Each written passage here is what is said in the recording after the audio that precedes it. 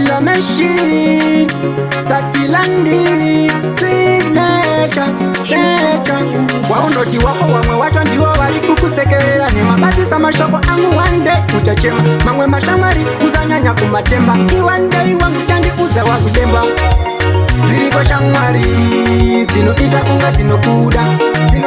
Bana kufarira panze asimoyo mawo abambo kuda. Ziriko shamwari, zino itakunga zino kuda. Bana kufarira panze asimoyo mawo abambo kuda. Wamweni wanoshua kudai waparara. Business lako waboroka tafanana. Awaziwe kuti kuna mwari. Tichana mata kushika taiputa hari. Chaita se kinofamba nenyasha zamwari. Shatino kumbira kuna mwari ajiramni. Muchango ramba muchuwenga. Wamwe wachienda kumbiri mechingorwadziwa. Ziriko shamwari, zino itakunga zino kuda.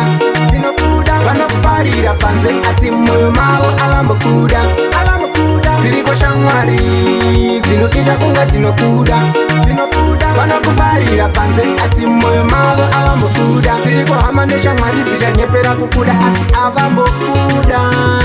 Bari kukusekerera ni mane umwe wotikaira barara. Wako wamwe wacho ndiwo bari kukusekerera. Ni mabadisa mashoko angu one day uchachema. Mangwe mashamari uzanyanya kumatemba. One day wangu tande uza wakudemba. Ziriko shamwari, zino itakunga zino kuda. Bana kufarira panze asimoyo mawo abambo kuda. Ziriko shamwari, zino itakunga zino kuda. Bana kufarira panze asimoyo mawo abambo kuda. Wamweni wanoshua kudai waparara. Business lako waboroka tafanana. Awaziwe kuti kuna mwari. Tichana mata kushika taiputa hari. Chaita se kinofamba nenyasha zamwari. Tino kumbira kuna mwari ajiramni. Muchango ramba muchuwenga. Wamwe wachienda kumbiri mechingorwadziwa. Ziriko shamwari, zino itakunga zino kuda. Bana kufarira panze asimoyo mawo abambo kuda. Ziriko shamwari, zino itakunga zino kuda. Bana kufarira panze asimoyo mawo abambo kuda. Ziriko hamane shamwari zishanyepera kukuda asi abambo kuda.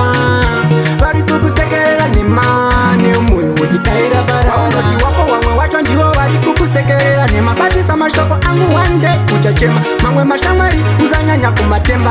One day wangu tande uza wakudemba.